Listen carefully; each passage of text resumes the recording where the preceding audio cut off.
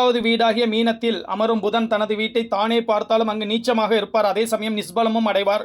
எனவே இந்த வீடு இயற்கை சுபர் வீடாக இருந்தாலும் லக்னாதிபதியாக புதன் இங்கு அமரவே கூடாது. ஒருவேளை அமர்ந்தால் கட்டாயம் நீச்ச பங்கம் அடைந்தே தீர வேண்டும். 8வது வீடாகிய மேசத்தில் எதிரி வீடு நிஸ்பலத்திற்கு அருகில் நீச்சத்துக்கு அருகில் இருப்பது நல்லதல்ல. விபத்து, அசிங்கம், அவமானம் போன்றவற்றை கொடுப்பார். 9வது வீடாகிய ரிஷபத்தில் நட்பு வீட்டில் இயற்கை சுபர் வீட்டில் கோண வலிவில் சிறப்பாக இருப்பார். நல்ல குரு, நல்ல தகப்பன், பூர்வீகத்தால் லாபம், அதிர்ஷ்டகரமான வாழ்வு போன்றவற்றை கொடுப்பார். 10வது வீடாகிய மிதுனத்தில் அவர் தனித்து அமர்வது கேந்திராதிபத்திய தோஷத்தை கொடுக்கும்.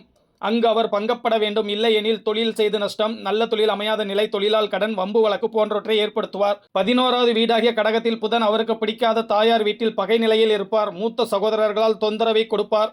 லாபங்கள் இல்லாத நிலையை உருவாக்குவார். 12வது வீடாகிய சிம்மத்தில் அதிநட்பு நிலையில் புதன் இருப்பார். 12 மறைவு எனினும் தனக்கு மிகவும் பிடித்த நண்பர் வீடு என்கின்ற முறையில் சிறப்பான பலன்களை வெளிநாடு வெளிமாநிலத்திற்கு நகர்த்தி செய்வார். ஓம் நமச்சிவாயா.